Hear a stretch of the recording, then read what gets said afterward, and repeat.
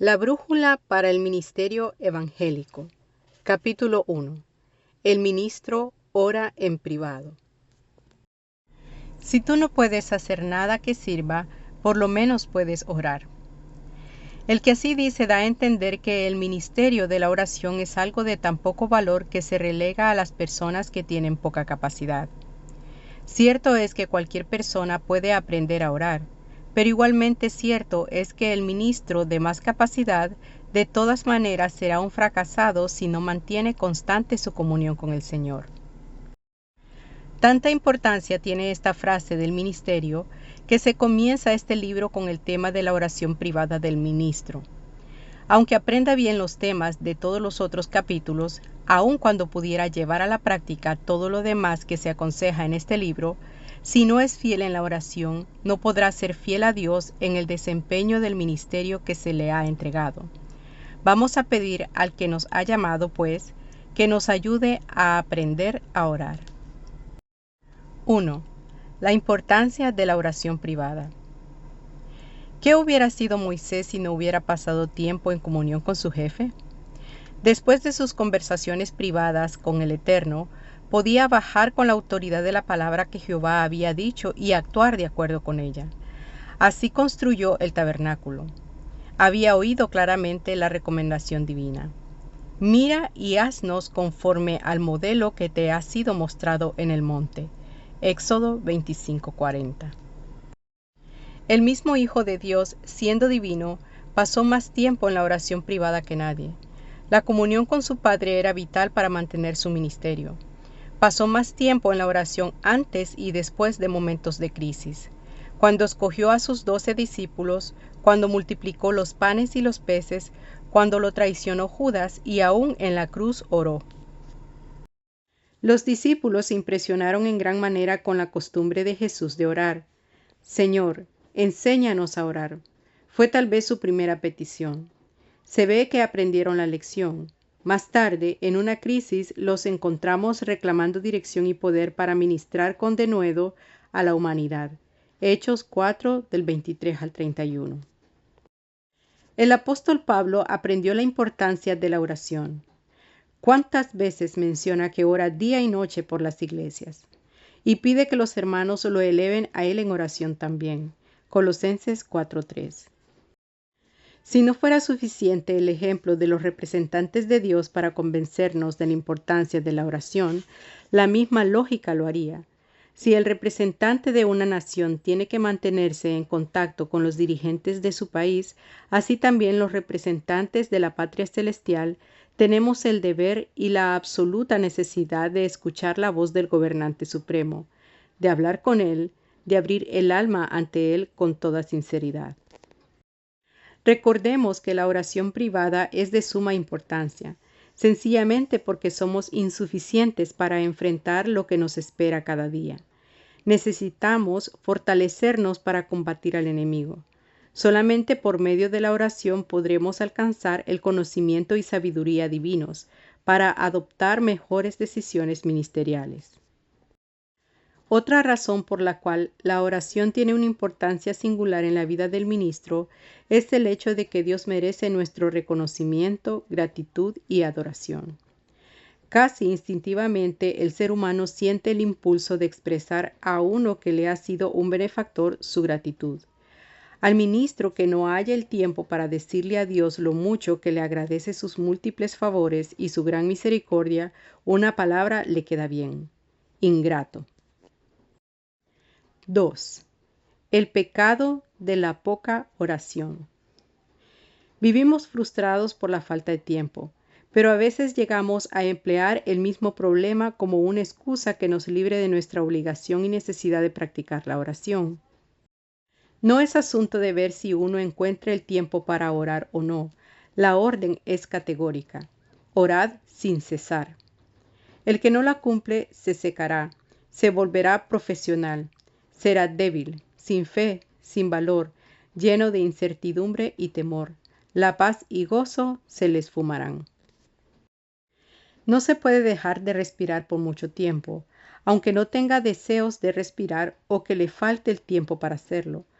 La oración es la respiración del alma que nos permite tomar aire puro y vivir sanos, disfrutando una vida espiritual plena. El ministro que no procura siempre ese aire puro se morirá tan seguro como el que deje de respirar el oxígeno. Pregunte a los que han terminado en fracasos vergonzosos si habían mantenido la costumbre de orar con todo el alma antes de caer.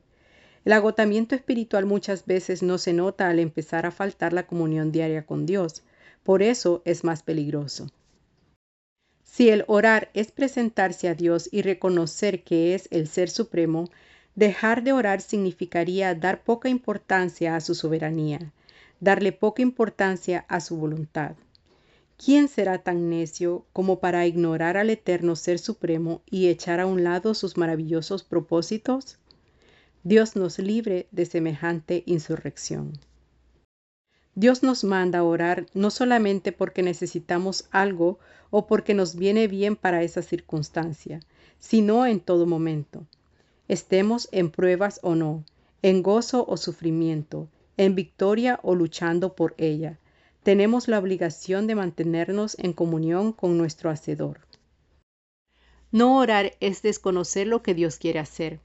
¿Cómo podremos cumplir fielmente con nuestro jefe si no sabemos lo que él desea realizar, si ignoramos sus planes? Poco éxito tendría el empleado que se pusiera a trabajar sin saber lo que se propone hacer su patrón. Muy pronto sería despedido. Es inconcebible que el embajador de un país actuara sin conocer los deseos de su gobierno. Muchos enviados, sin embargo, del comandante celestial salen a realizar las obras sin realmente estar enterados de lo que él desea que hagan. ¡Qué atrevimiento! ¡Qué falta de respeto y consideración! 3. Dificultades en orar. Entre los muchos peligros que acechan al ministro, el mayor es no sentirse motivado para orar.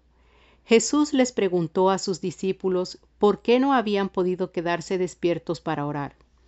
Habían preferido quedar en el monte de la transfiguración por más tiempo, pero ahora, en el momento en que más necesitan orar, no sienten el deseo de hacerlo. Las grandes batallas espirituales, físicas y económicas que tiene que afrontar el ministro se tornan en victorias mediante la oración. Uno de los obstáculos en la oración es esa impresión de sentir la presencia de Dios. Pero Dios no se aleja de sus siervos. El Maestro dijo, «Yo estaré con vosotros todos los días». Falta solamente reconocer su presencia que se hace real cuando creemos. El que ora puede hacerlo creyendo en la promesa divina de que Dios lo oirá, pero tienes que pedir con fe, sin dudar nada. Santiago 1:6. Otra dificultad en la oración, el pedir mal. Si uno ora con motivos impuros, cuando utiliza las promesas bíblicas con fines egoístas, se engaña a sí mismo y la oración llega a ser infructuosa. A veces sentimos la tentación de hacer trueque o negocio con Dios. Decimos, por ejemplo, si me concedes esta petición, te prometo que voy a. Tal oración no es digna de uno que quiere vivir para la gloria de Dios. Sirve solamente para estorbar la comunión y debilitar la vida espiritual. La oración verdadera requiere consagración, una entrega total y sin reservas. De lo contrario, se contrista al Espíritu Santo. Por eso el Señor dice, «Bienaventurados los de limpio corazón, porque ellos verán a Dios». Mateo 5:8. El que ora con engaño, dualidad, espíritu no perdonador, falta de amor, pecado no confesado, no cumple el requisito mínimo para mantener esa comunión constante y vital con el Altísimo. Vuestras iniquidades han hecho división entre vosotros y vuestro Dios, y vuestros pecados han hecho ocultar de vosotros su rostro para no oír. Isaías 59:2. La oración impositiva que fija pautas al soberano y le insiste cómo debe obrar es una osadía. No se puede exigir que el Todopoderoso responda a nuestra voluntad o a nuestro modo de pensar, encasillando su libertad de actuar. Jesús mismo dijo, «No sea como yo quiero, sino como tú». Mateo 26:39. Dejemos de obrar al Señor. Mantengamos la actitud de María que dijo: He aquí la sierva del Señor, hágase conmigo conforme a tu palabra. Lucas 1:38. 4. La eficacia de la oración. La eficacia de la oración radica fundamentalmente en la voluntad de Dios. Él es soberano y hace como quiere, pero obrará en respuesta a nuestra oración. Muchas veces la oración nuestra determina la acción suya. Fíjese cuántas veces las promesas en la Biblia hablan de una respuesta. Pedid y se os dará. Mateo 7:7. Pedid todo lo que queréis y os será hecho. Juan 15:7. La verdadera oración es eficaz porque tiene respuesta de Dios. La oración cambia la situación. Si tenemos pensamientos de temor o incertidumbre, pueden ser cambiados si Cristo conversa con nosotros.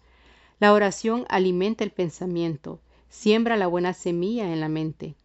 Todo pensamiento que se anida en el corazón tarde o temprano será puesto en acción. Cristo es quien llena el corazón con sus pensamientos. Él controla así la mente y dirigirá nuestro ministerio. Dios guardará nuestros corazones y pensamientos. Filipenses 4 del 7 al 9. La oración se convierte en un medio por el cual Dios nos guía. Cuando al pueblo de Dios le faltó agua y pan en el desierto, Moisés fue guiado y enseñado por Jehová en la oración. Josué fue dirigido en las tácticas de la conquista por la oración. La oración es eficaz también para ayudarnos a resistir al enemigo y sus asedios. Orando encontramos la fortaleza divina que nos asegura la victoria. Seamos muy prontos para clamar en oración cuantas veces sentimos que las corrientes malignas nos arrastran. 5. ¿Cómo ser un hombre de oración? Hace algunos años un médico le dijo a una joven paciente, luego de diagnosticar que su desgano para trabajar y estudiar podía ser motivado por deficiencias vitamínicas y que se recuperaría rápidamente con un sencillo tratamiento. Pero añadió que si la causa del desgano era la falta de voluntad, estaría fuera de su competencia profesional resolver el problema. Así es la oración.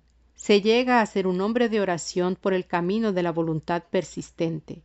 Si no existe la mínima disposición, sería inútil toda regla para tener éxito. El más interesado en que tengamos una vida de oración, sin embargo, es el diseñador de ella, Cristo Jesús. Hallamos un cuadro conmovedor de este intenso deseo del Señor de participar en una verdadera comunicación con una iglesia en Apocalipsis 3:20. La misma figura bien puede ilustrar el caso en la vida de algunos ministros. Cristo llama, golpea, busca llamar nuestra atención. Da tristeza pensar que golpea la puerta del corazón de un ministro para tratar de interesarlo en una participación más íntima de Dios con él. Entraré, y en una comunión, cenaré con él. Pero todo depende de la voluntad del ministro, si alguno oye mi voz. El ministro no llegará a ser hombre de oración si no aprende a adorar. Si Dios se esfuerza por encontrar verdaderos adoradores, es porque considera de mucha importancia la adoración. Juan 4:23. De gran importancia es el desarrollo de una vida de oración, es, por lo tanto, la práctica de rendir culto a Dios en privado. Para entrar en una actitud de tributar homenaje al Eterno, es maravilloso dedicarse a la meditación y contemplación. Martín Lutero pasaba horas en constante meditación en los dichos de Dios. Solo así pudo emprender la misión histórica que cambió la Iglesia. Si uno verdaderamente medita en los atributos de Dios y en su palabra, se percatará del grado de dependencia que tiene en el Señor. Verá la grandeza de Él y su propia pequeñez. Se esfumará todo orgullo y comprenderá mejor lo que significa para su persona la gracia de Dios. Cultivemos la costumbre de meditar en todo momento, mientras viajamos o realizamos tareas en nuestro cuarto o en el templo, mientras leemos o escribimos. Contemplemos continuamente la hermosura de nuestro Señor. Tal vez nos haga dejar por un momento el lapicero o el martillo para introducirnos en el éxtasis de la adoración, nos haga oír su voz, sentir su gloria, su fuerza, su ayuda y la seguridad de que Él nos acompaña. En tales momentos se aclaran los pensamientos. Llegamos a ver lo que antes estaba encubierto. Cuando estamos frente al espejo de la adoración, el Señor nos indica los errores de carácter y personalidad, nos corrige, nos mueve al arrepentimiento. Algunas veces he sido despertado en la noche con algún pensamiento. Al escribirlo me he percatado de que no era mío sino de Dios. El Señor había llegado nuevamente a la puerta para llamarme. Me había llamado y esperaba que le respondiera. Cenaré con Él y Él conmigo. La práctica de la meditación puede ayudar cuando la mente se cansa y divaga en los contratiempos de la vida, antes que en las cosas que dan vida. Lo que tenemos que hacer es persistir una y otra vez en volver al pensamiento espiritual, a esa meditación en la bondad de Dios. Así forjamos el hábito de apartarnos de toda trivialidad que nos rodea y nos concentramos en el Señor. Así quedamos libres de interferencias en la comunión con nuestro mejor compañero. La meditación adquiere la sensibilidad de captar las ondas más sublimes del cielo, hace revivir las experiencias, evaluarlas, sacarles provecho. Como Moisés, Pablo y otros recibieron revelaciones maravillosas de Dios, así el Espíritu Santo nos quiere cautivar en la meditación y contemplación para llevarnos a la adoración. Nos arrebata y nos muestra los secretos de Dios. Esto es lo que las Escrituras quieren decir cuando afirman que ningún simple mortal ha visto, oído ni imaginado las maravillas que Dios tiene preparadas para los que aman al Señor. Nosotros las conocemos porque Dios envió a su Espíritu a revelárnoslas. Su Espíritu escudriña y nos revela los secretos más profundos de Dios. Primera de Corintios 2, 9, 10, versión Nuevo Testamento Viviente. La meditación es la parte de la adoración, en que uno se ocupa más bien en escuchar que en hablar. Los verdaderos adoradores esperan silenciosos, expectantes, hasta que Dios les hable. La oración consiste tanto en callarse como en expresarse. El que adora deseará dedicar algo al Señor porque reconoce la superioridad de Dios y sus derechos totales sobre todo. Adorar es entregar toda la vida, el ministerio y el tiempo. Es reconocer que todo es de Él y para Él. Jehová le dio un hijo a Abraham, pero más tarde se lo reclamó en sacrificio. El que adora en verdad se rinde en el altar del sacrificio también. Luego de la adoración brota espontáneamente la alabanza. En cierta ocasión me vi envuelto en grandes dificultades. Me parecía que todos los caminos estaban cerrados. El panorama que se me ofrecía era totalmente contrario a mi felicidad y paz. Había orado muchas veces sobre el asunto. Un día, conversando con el Señor a solas, traté de establecer prioridades para solicitarle en primer término que me librara del más terrible y urgente de los problemas.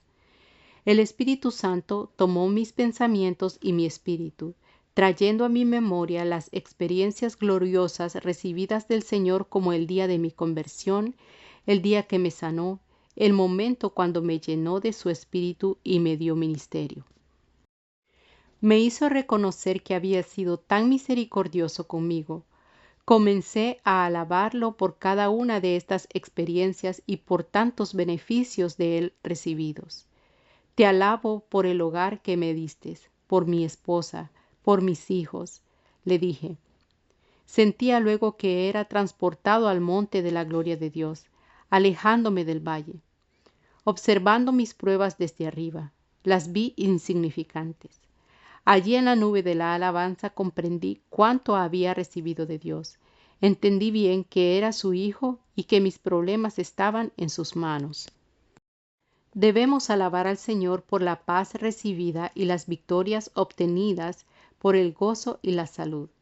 La alabanza expresa hechos concretos. agradeciendo a Dios sus virtudes a través de la vida práctica, en la iglesia, en el cuarto de oración y en todo lugar. Viviendo así, el ministro verá que podrá elevar al Señor un continuo perfume de loor. Dios habita en medio de un pueblo que lo alaba. Salmo 22:3. Pero el ministro no debe alabar a Dios solamente por lo bueno que ha recibido. La instrucción clara de Pablo es que demos gracias a Dios en todo. El ministro tiene que ser el primero en recordar que todo obra para bien de aquellos que aman a Dios. Si tiene fe en que Dios todo lo hace bien, aprenderá a alabar a Dios por las pruebas, por los contratiempos, por los que le llevan la contracorriente. En los momentos en que no siente la más mínima motivación para alabar al Señor, hay que hacerlo con más ahínco que nunca. Sea el ministro uno de aquellos que encuentran su delicia en el Señor y que lo alaban continuamente. El que desea ser un hombre de oración practicará también la confesión sincera. ¿Qué es la confesión? La idea del vocablo es reconocer algo. Tiene que ver con nuestro testimonio personal, lo que decimos o hacemos según sea bueno o malo. Nuestra confesión señala a Cristo o lo niega. El verdadero Hijo de Dios confesará, proclamará que reconoce a Cristo como Señor. Dará testimonio al mundo de que Jesús es el Hijo de Dios y no se avergüenza de él. Pero la idea de la confesión en la oración es reconocer delante de Dios con verdadero arrepentimiento las faltas cometidas. Se hace con el fin de pedirle perdón y que le ayude a ser victorioso. No alcanzaremos el perdón sin la confesión. No hay felicidad más grande que sentir el perdón del Señor. Salmo 32, 1, 2. Los ángeles hacen fiesta en los cielos por los arrepentidos y confesos. Cristo expió nuestras culpas para que tengamos gozo permanente. Ninguna falta debe empañar este gozo. Si la hubiere, debemos confesarla para que el Señor la quite. El no confesar reporta tristeza. Por eso muchos ministros viven espiritualmente secos, sin ánimo para glorificar a Dios en todo. Viven como si una nube negra hubiese cubierto el sol. Para que nuestro gozo sea cumplido debemos estar a cuentas con Dios, indicando todas las faltas que puedan separarnos. La confesión no es solo un reconocimiento de las faltas y pecados, sino también el medio para apropiarse del perdón que trae gozo y paz al alma. Los ministros haremos bien en hacer un sincero examen de nuestra vida y ministerio, dando cuenta de los hechos, palabras, pensamientos, sentimientos y aún de lo correcto que dejamos de hacer. Tenemos que confesarlo todo a Dios a quien hemos ofendido. Los que aconsejamos tanto a los hermanos a que se examinen antes de participar de la Santa Cena, ¿lo haremos nosotros mismos? Primera de Corintios 11, del 28 al 31.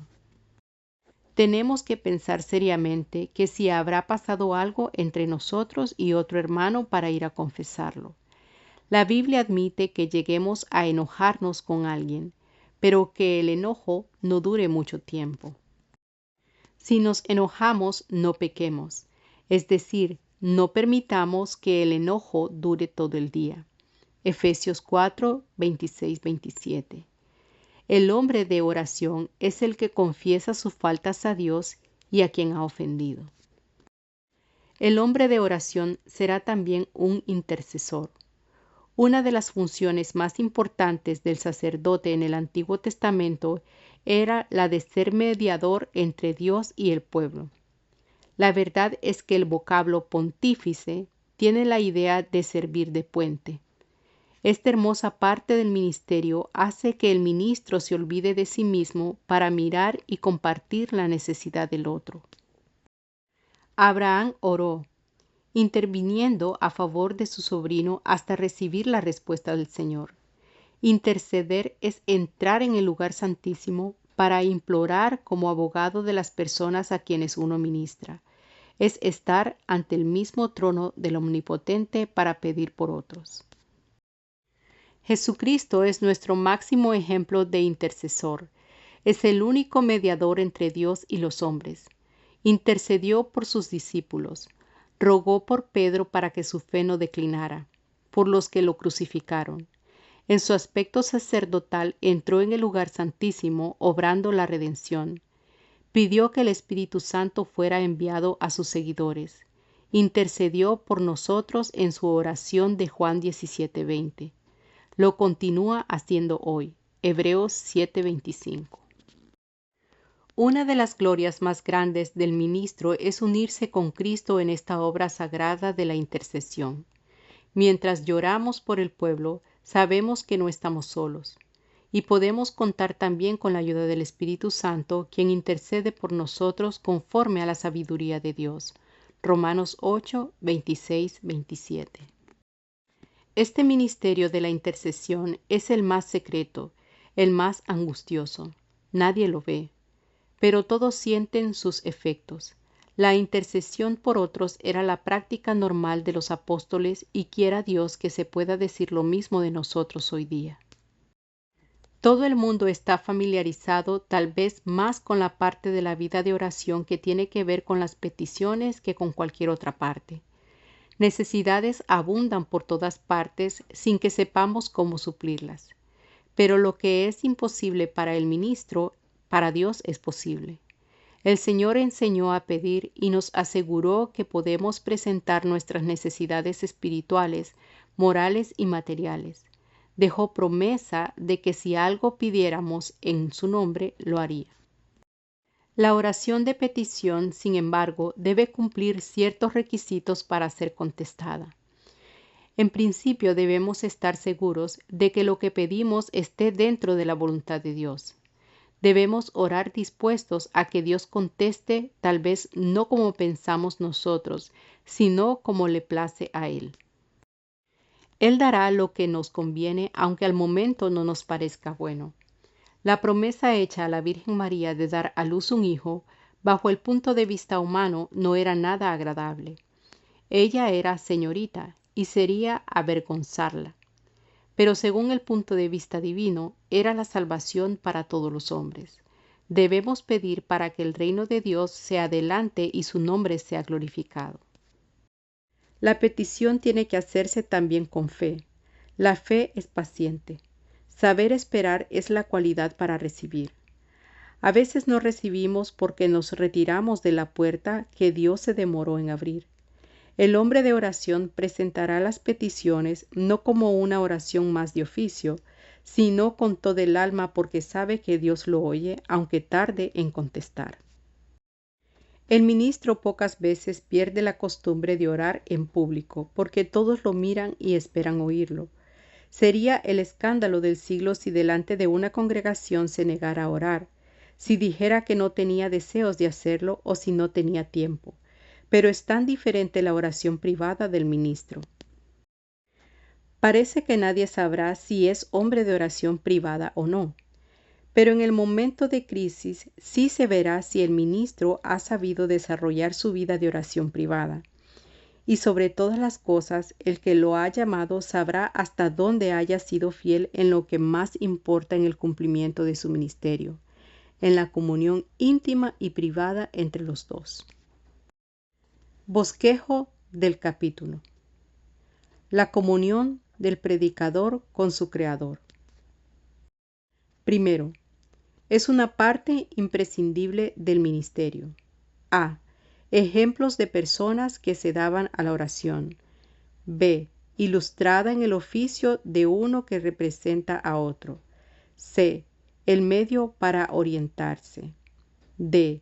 El medio por el cual rendir homenaje a Dios.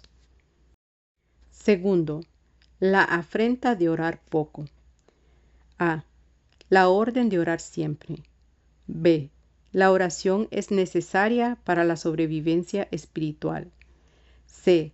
El equivalente a un desprecio del mayor mandatorio. D. El pecado de solamente orar cuando estamos en dificultades. E. Una ignorancia de los propósitos divinos. Tercero, obstáculos en la oración. A. Falta de ánimo. B. La idea equivocada de estar lejos de Dios. C. El egoísmo. D. Ser exigente con Dios. Cuarto, el potencial de la oración ferviente. A. Una colaboración del hombre con Dios. B. Un proceso de transformación. C. Un medio de dirección divina. D. Una defensa contra Satanás. Quinto, consejos para desarrollar una vida de oración. A. Una cuestión de voluntad. B. El deseo del Señor de tener comunión con los suyos. C. La costumbre de rendir homenaje a Dios. D. El ensalzamiento y agradecimiento a Dios. E. El reconocimiento de las faltas. F. La responsabilidad de ser intermediario entre Dios y el hombre. G. La presentación de necesidades. Un encuentro con las verdades. Respuesta alterna. Subraya la palabra que completa cada expresión. Ejemplo, los discípulos pidieron al Señor que les enseñase a, entre paréntesis, orar, pecar. 1. Por muchas otras habilidades que tenga el ministro, necesita desarrollar una vida de constante, entre paréntesis, actividad, comunión con el Señor. 2. Cristo pasó, entre paréntesis, más, menos tiempo en oración que nadie. 3. Dios merece nuestra, entre paréntesis, queja, adoración. 4. Es un, entre paréntesis, ingrato, buen creyente, el que nunca expresa al Señor su agradecimiento. 5. El ministro que no ora se volverá, entre paréntesis, profesional, laico. 6. La, entre paréntesis, predicación, oración, es la respiración del alma. 7. Dejar de orar equivale a dar poca importancia a la, entre paréntesis, paciencia, soberanía de Dios. 8. El hecho de no sentir la presencia de Dios no quiere decir que Dios se haya, entre paréntesis, alejado, reído de uno. 9. Entre paréntesis, siempre, nunca. Debemos exigir a Dios como Él ha de responder a nuestra oración. 10. Aunque Dios es, entre paréntesis, espíritu, soberano, se digna escuchar el ruego de sus hijos. 11. El ministro puede ser hombre de oración por medio de una, entre paréntesis, fórmula mágica, entrega total. 12. Para desarrollar una vida de oración, el ministro tiene que tener una, entre paréntesis, disposición, oficina. 13. Cristo tiene un ardiente deseo de, entre paréntesis, comunicarse, competir con el creyente. 14. Para orar debidamente hay que aprender a, entre paréntesis, rogar, adorar al Señor. 15. La, entre paréntesis, meditación, autoconmiseración, puede motivar al creyente a adorar al Señor. 16. El verdadero adorador deseará, entre paréntesis, pedir, dedicar algo a Dios. 17. Tenemos que dar, entre paréntesis, gracias, informes a Dios no solamente por lo que nos ha agradado, sino también por todo. 18. El que desea ser hombre de oración, entre paréntesis, esconderá, confesará sus faltas a Dios. 19. El ministro en la oración de, entre paréntesis, intercesión, lenguas, se parece al sacerdote del Antiguo Testamento. 20. Una de las, entre paréntesis, glorias, pesadumbres más grandes es poder unirse a Cristo en la intercesión. De la teoría a la práctica. 1. Explique por qué algunos materialistas critican el cristianismo diciendo que la oración es solamente un calmante para el creyente. 2. ¿Por qué será que algunos creyentes se interesan en la oración únicamente como un medio para sacar lo que desean con el fin de adelantar sus propósitos egoístas? 3. ¿Qué se puede hacer para remediar los conceptos erróneos de los números 1 y 2? 4.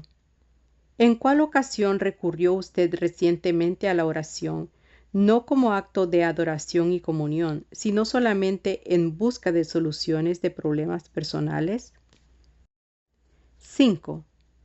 ¿En qué se parecen algunas oraciones nuestras a los rezos?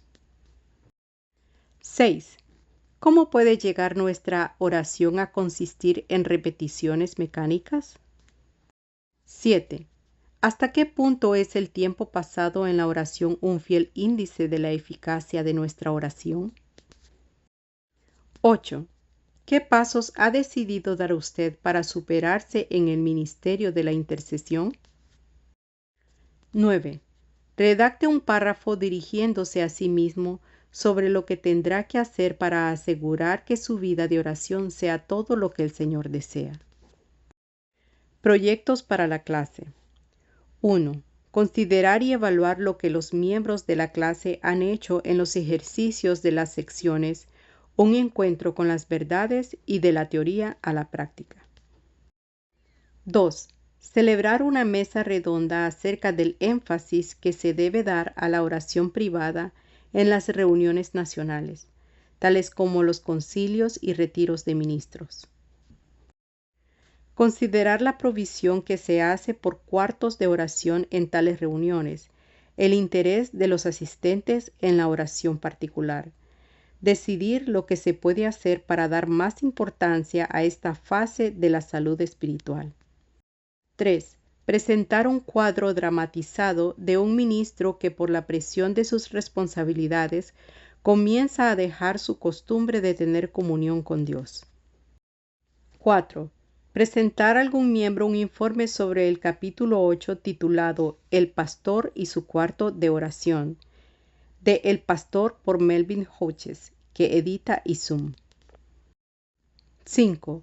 Que un estudiante presente un informe breve sobre un libro que trata de la oración.